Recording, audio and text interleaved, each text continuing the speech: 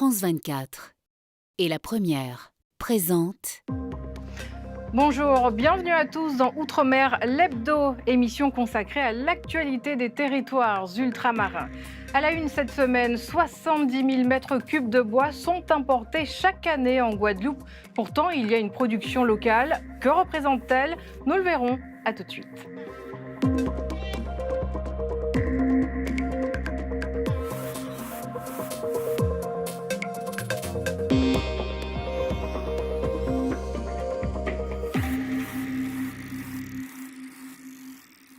Mais d'abord, il y a 25 ans, le 10 mai 2001, la loi Taubira a été votée à l'unanimité et la France devenait le premier pays au monde à reconnaître la traite et l'esclavage comme crime contre l'humanité. Cette année, la commémoration s'est déroulée au Sénat en présence du Premier ministre. Dans son allocution, Sébastien Lecornu a déploré les inégalités et le racisme toujours d'actualité. Écoutons-le. L'esclavage a été définitivement aboli en France voici près de 180 années. Mais les inégalités et le racisme n'ont pas disparu dans notre pays. Nous l'avons vu récemment avec les attaques odieuses dont ont été la cible certains élus de couleur à l'issue des élections municipales. Le gouvernement, l'État, est aux côtés des victimes. La justice de la République est saisie, elle tranchera. La loi Taubira, qu'en reste-t-il un quart de siècle plus tard, au-delà des commémorations? On voit cela avec Nicolas Suire.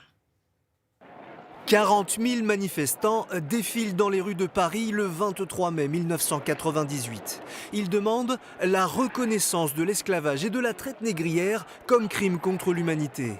Quelques mois plus tard, Christiane Taubira dépose une proposition de loi dans ce sens. Les textes juridiques ou ecclésiastiques qui les ont autorisés, organisés, percutent la morale universelle.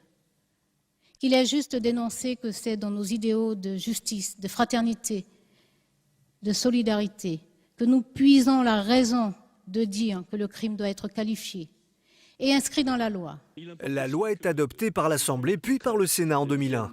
Je m'engage également à ce que dans les programmes scolaires actuellement en cours de refonte, une place réelle rende compte de l'esclavage, rende compte de l'abolition bien sûr, mais aussi de l'esclavage pendant 5 siècles.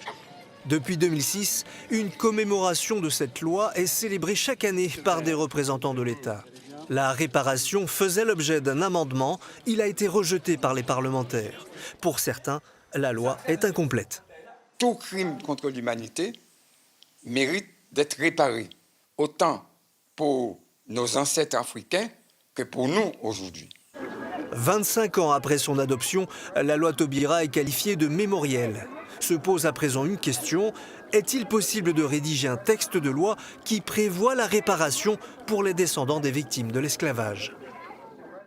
Autre date historique, le 13 mai 2024, la Nouvelle-Calédonie plongeait dans une crise insurrectionnelle. Le vote par le Parlement d'un dégel du corps électoral calédonien a été l'élément déclencheur d'émeutes meurtrières. Plusieurs morts, des milliards d'euros de dégâts. Retour sur ces événements avec Laura Chentu. Des images et des sons gravés douloureusement dans la mémoire des Calédoniens. 2 ans plus tard, difficile d'oublier cette crise insurrectionnelle aux multiples conséquences. Un bilan humain d'abord, 14 personnes tuées par arme à feu entre le 15 mai et le 19 septembre 2024. Un autre bilan officiel fait état de 975 personnes blessées, toujours sur cette même période. Le pays s'est embrasé, des pillages et des incendies partout dans la capitale, mais également dans les communes du Grand Nouméa. Usines, concessions automobiles, centres commerciaux, entrepôts, magasins, tous en proie aux flammes. Près de 800 entreprises impactées, dont 500 détruites à plus de 75%.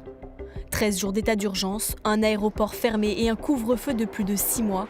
Un traumatisme collectif pour la population calédonienne. Certains habitants ont choisi de quitter le pays. Ceux qui sont restés avancent, malgré le stress post-traumatique, l'incertitude sociale et l'angoisse économique. Dans l'actualité, une nouvelle saisie spectaculaire de cocaïne au large de la Guyane. Plus de 3 tonnes interceptées sur un navire sans pavillon par la marine française. Les 7 membres d'équipage originaires du Venezuela et du Guyana ont été interpellés.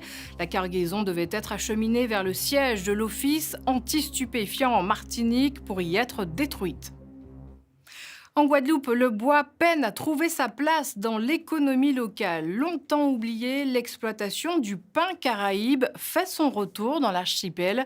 C'est le dossier de l'hebdo signé Clément Pravaz. Cette forêt, située dans les hauteurs de Petit-Bourg, est bien connue des promeneurs. Mais depuis quelques mois, une activité inhabituelle s'y déroule. Les pins caraïbes qui occupaient cette parcelle de forêt ont été coupés pour faire du bois. Aujourd'hui, certains arbres ont plus de 70 ans, une longévité record et une aubaine pour cet artisan. Le pin de l'Hexagone est beaucoup plus jeune. Ce sont des arbres d'une trentenaire et à ce moment-là, le scieur ou le commerçant sera obligé de le traiter pour le commercialiser. Nous, on n'a pas besoin de le traiter parce qu'il est déjà à maturité. Il vient à maturité, il est tout de suite opérationnel. Si l'Office national des forêts a autorisé la coupe de cette parcelle, c'est notamment parce que le pin caraïbe est classé espèce exotique envahissante. Les aiguilles de pin qui tombent comme ça et qui forment un tapis végétal. On peut se retrouver avec une forêt qui se trouve appauvrie puisque la régénération en place ne repart pas. Une fois évacué de la forêt, il est transporté par ce camion pour être entreposé dans cette scierie où il séchera plusieurs semaines. On y retrouve Didier Paulin. Ce maître artisan supérieur ne travaille qu'avec du bois de Guadeloupe, même si la filière reste encore peu développée. Malheureusement, on n'utilise pas assez de bois local parce que la filière, la matière est disponible, mais reste à savoir, il faudra quand même l'exploiter. L'exploiter, il faut être organisé, on ne peut rien faire à la main. Physiquement, ce n'est pas possible, il faut du matériel lourd. L'exploitation du bois de nos forêts guadeloupéennes est minime. Sur les 38 000 hectares gérés par l'Office national des forêts, seule une vingtaine sont coupés tous les ans pour faire du bois, soit 0,05% de la surface totale. Je vous propose maintenant une pause en pleine nature pour lutter contre les violences intervillageoises. Une belle initiative qui nous vient des communes d'Aqua et de Msamboro à Mayotte. Une opération de reboisement après le cyclone Chido pour favoriser la biodiversité mais aussi le vivre ensemble. Raina Elilouafa et Youssouf Ahmed Matouar. Chaque coup de pioche plante bien plus qu'un arbre. Pour ces jeunes, c'est un geste de paix, un symbole fort, celui d'un avenir sans violence entre villages. On a des tensions intercommunales à Mayotte. Du coup, le fait de regrouper des jeunes de différents villages, ça permet d'aller au-delà de ces tensions et de nous rapprocher et de faire de bons liens entre nous. À l'origine de cette initiative, les jeunes eux-mêmes. Fatigués des tensions et des affrontements dans leur lycée, ils ont choisi de se retrouver autour d'un projet commun, reboiser ensemble. On sait que la plupart des problèmes qui se posent entre jeunes, c'est parce qu'ils ne se connaissent pas, parce qu'ils n'ont pas de point de travail, ils ne font qu'une activité ensemble. Donc on a imaginé qu'en faisant cette action ensemble, Msamboro et Aqua, les jeunes apprendraient à se connaître et ça baisserait le niveau de la délinquance et des violences au niveau des établissements scolaires. Une action tournée vers la paix, mais aussi vers l'environnement. Après le passage du cyclone Chido, de nombreux arbres ont été déracinés. Alors aujourd'hui, ces jeunes veulent rendre à la nature ce qu'elle a perdu. Suite à Chido, il y avait eu beaucoup de dégâts environnementaux. Ça aide à changer ça. À quelques jours de la rentrée scolaire, cette opération de reboisement entre les jeunes d'Aqua et de Msamboro porte un message d'espoir. Celui d'un nouveau souffle et peut-être d'un nouveau départ. Pour finir, cet instrument traditionnel polynésien surprenant, une flûte nasale. Le vivo fait son retour, mais le parcours pour le remettre au goût du jour fut long. Raï Nadjarian et Sandroli.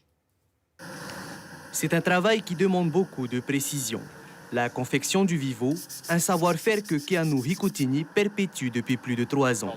Chaque pièce est unique et produit une tonalité différente selon le bambou utilisé.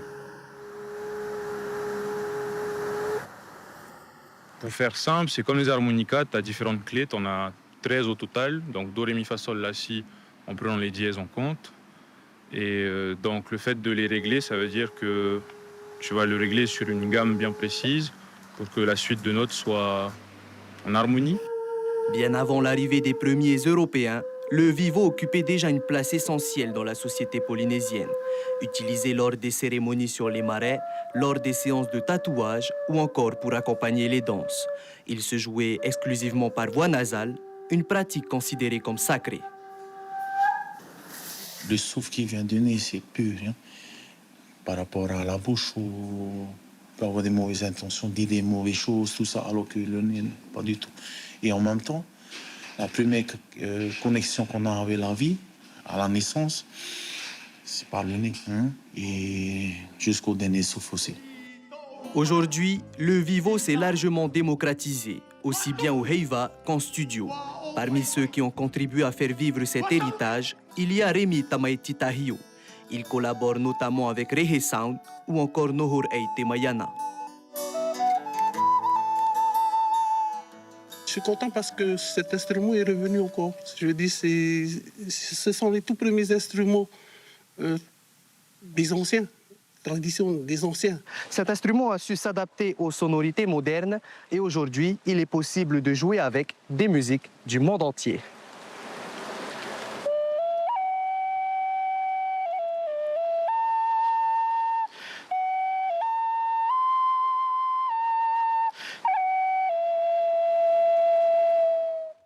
Ainsi s'achève cet hebdo. Merci de votre attention.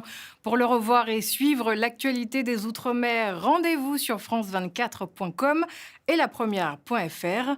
On se quitte sur ces images de la remise à l'eau d'une tortue soignée par l'association polynésienne Temana o Temoana. Kurt, c'est son nom. Une tortue imbriquée en danger critique avait été retrouvée affaiblie. Elle a regagné l'océan tout en douceur. Je vous souhaite une belle journée ou soirée.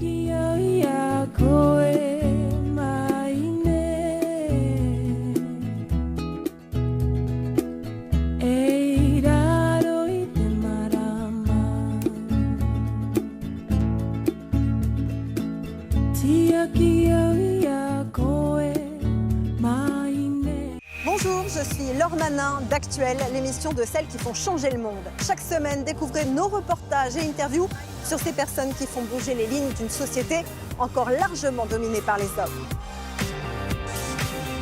Retrouvez-moi dans Actuel sur France 24 et france24.com.